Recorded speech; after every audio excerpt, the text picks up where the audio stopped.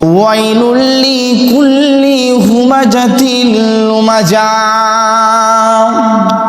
ওয়াইলুল লিকুল্লি হুমাজাতিল লুমাজা। বড় দুর্ভোগদের যারা মানুষের পিছনে পিছনে গীবত করে বেড়ায়। হুমাজা, যারা মানুষের পিছনে পিছনে গীবত করে করে করে মানুষকে কষ্ট দেয়, ওরাই বড় দুর্ভাগ। কিন্তু ওদের আর চারটি বড় লস হচ্ছে। এক নাম্বার লস হলো যে তারা জিনার চাইতে বড় গুনাহ করে। তাদের 2 নাম্বার লস হচ্ছে যে তারা সমাজে কলঙ্কিত মানুষ। তাদের 3 নাম্বার লস হচ্ছে যে তারা জান্নাতে ঢুকবে তো তৌফিক পাবে না। ওদের 4 নাম্বার লস হচ্ছে যে তাদের নেকিকে যার গীবত করবে ওর গুনাহ দিয়ে পরিবর্তন করা হবে। গীবতের সবটাই লস। এর জন্য আল্লাহ রাব্বুল আলামিন বলছে তোমরা গীবত করিও না, গীবত থেকে তোমরা দূরে থাকো। গীবত জেনার চাইতে বেশি ভয়ঙ্কর গুনাহ। আপনাকে একটা উদাহরণ দিলে বুঝতে পারবেন। আপনার একটা বিরাট মহব্বতের একটা বন্ধু আছে, প্রিয় বন্ধু আছে। সেই বন্ধুকে আপনি এত ভালোবাসেন, এত মহব্বত করেন, এত বিশ্বাস করেন যে আপনার মনে যত কথা আছে আপনি তাকে না বলে আপনি থাকতে পারেন না। এমনকি সেও আপনাকে বলে, আর আপনি তাকে এত বিশ্বাস করেন যে আপনার ঘরের চাবিটাও আপনি কোথাও গেলে তাকে দিয়ে যান, এত বিশ্বাস করেন। এরপরে কি হলো? ওই মানুষটা, ওই বন্ধুটা যাকে আপনি বিশ্বাস করেন, একদিন আপনি তাকে চাবি দিয়ে গেলেন, আর চাবিটা নিয়ে ঘরে খুলে ঘরের মালকে নষ্ট করে দিল। আপনি এসে দেখলেন ঘরের মাল নষ্ট হয়ে গেছে, ধন সম্পদ নেই। তাহলে আপনার কেমন লাগবে? আমি এত ভালোবাসতাম, এত বন্ধুকে এত মহব্বত করতাম, এত বিশ্বাস করতাম, আর আমার বিশ্বাসকে আগুন জ্বালিয়ে দিল। ঠিক এরকম ভাবে আমার আল্লাহ বলছেন, হে আমার বান্দারা, তোমরা শুনে নাও, শুনে নাও, তোমার ভাইয়ের হক তোমার প্রতি আছে, আর তোমার হক তোমার ভাইয়ের প্রতি আছে।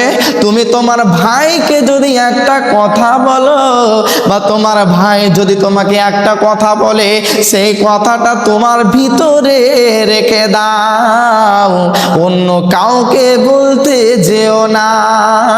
যদি তুমি বলতে যাও তাহলে সেটা গীবাত হয়ে যাবে।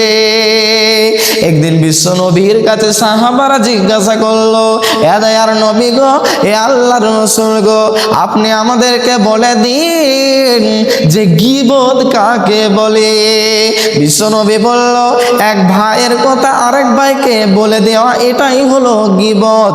এবার ওই সাহাবীটা বলল, এ দয়ার নবী গো, তাহলে একজন ভাই সে একটা কথা বলেছে, সে একটা কাজ করেছে, আর ওই কাজটাই আমি আরেক ভাইকে বললাম, আমি তো সত্যটাই বললাম, তাহলে কি এটাও গীবত? দয়ার নবী বলল, এটাই হলো গীবত। সত্য কথা বলাটা গীবত, আর মিথ্যা কথা বলা। এক ভাই কোনো কাজ করেনি, চুরি করেনি, ব্যভিচার করেনি, কিন্তু তার গীবত অন্য ভাইকে বললাম, বানিয়ে বানিয়ে বললাম, ওই হাবিবুর এত খারাপ, অন্য মেয়ের সঙ্গে জেনায় লিপ্ত আছে, ওই মসজিদের ঘড়ি চুরি করেছে। এরকম ভাবে যদি আমরা তার জন্য মিথ্যা করে অন্য ভাইকে বলি, তাহলে বিশ্বনবী বলছেন এটাই হলো চুগলখড়ি, এটাই হলো মিথ্যাচার, এটাই হলো তোহমাত, এটাই হলো অপবাদ। আর যারা অপবাদ লাগাবে তারা বিনা হিসাবে জাহান্নামে চলে যাবে। কিন্তু আজকে আমরা সমাজে আমাদের গীবত কোনটা চালু, যে একজন ভাই কিছু করেনি, কিছু বলেনি, কিন্তু তার জন্য অন্য ভাইকে আমরা মিথ্যা করে যেটা বললাম এটা গীবত। কিন্তু এটা গীবত নয়। গীবত হলো সত্য কথাটাকে বলা, এটাই হলো গীবত। এরপরে আল্লাহ রাব্বুল আলামিন বলছেন, বিসমিল্লাহির রহমানির রহিম। আল্লাহ রাব্বুল আলামিন বলছেন, বাদুকুম বাদান আইহিব্বু আহাদাকুম আইয়াকুলা লাহমা আখিহি। আল্লাহ রাব্বুল আলামিন বলছেন, হে পৃথিবীর মানুষের দল, তোমরা অপর ভাইয়ের গীবত তোমরা করিও না, পরনিন্দা করিও না, পরচর্চা করিও না। তুমি বলো, একজন মৃত ভাইয়ের মাংস কি তুমি খেতে পছন্দ করবে? আল্লাহ আমাদেরকে বললেন, তুমি বলো, লাহমা আখিহি মাইতান ফাকারিহতুমুহু, তুমি বলে দাও যে তুমি তোমার মৃত্যু ভাইয়ের মাংস খেতে কি পছন্দ করবে? জি না, আমরা কে মৃত্যু ভাইয়ের আমরা মাংস খেতে পছন্দ করব না। ঠিক আল্লাহ বললেন, তুমি তোমার মৃত্যু ভাইয়ের মাংস খেতে যেরকম অপছন্দ করবে, ঠিক সেরকম ভাবে তোমার অপর ভাইয়ের গীবত তুমি অতটাই অপছন্দ করবে। অপর ভাইয়ের গীবত করা অতটাই তোমরা অপছন্দ করবে। কিন্তু আমরা আজকে গীবত করেই যাই, কিছু মনেই করি না, এটাকে আমরা পাপই মনে করি না। আল্লাহ রাব্বুল আলামিন বললেন, হে পৃথিবীর মানুষ, তুমি যদি গীবত করো, তুমি যদি পরনিন্দা করো, তাহলে তোমার নামাজ, রোজা, হজ, যাকাত, কুরআন তেলাওয়াত, সাদকা সব নষ্ট হয়ে যাবে। আপনাকে একটা উদাহরণ দিলে বুঝতে পারবেন, যে একটা আপনার মেয়ের বিয়ে, তো সেই বিয়েতে অনেক বড় করে আপনি অনুষ্ঠান করছেন, একটা ভালো বারের বাবুর্চি এনেছেন, আপনি 10 কেজি খাসির মাংস কিনে এনেছেন, যে তাদেরকে আমার মেহমানদারিতা করা হবে, তাদেরকে ভালো লাগবে, আমাকেও ভালো লাগবে। তো বরযাত্রীর জন্য আপনি 10 কেজি আপনি খাসির মাংস কিনে আনলেন, একটা ভালো মানে একটা বাবুর্চিও আপনি রেডি করে রাখলেন। এরপরে সেই মাংসটা চুলোর মধ্যে চাপিয়ে দেওয়া হলো। হলুদ বলছে যাব, বাবুর্চি বলছে চলে যা, ঢুকে যাও।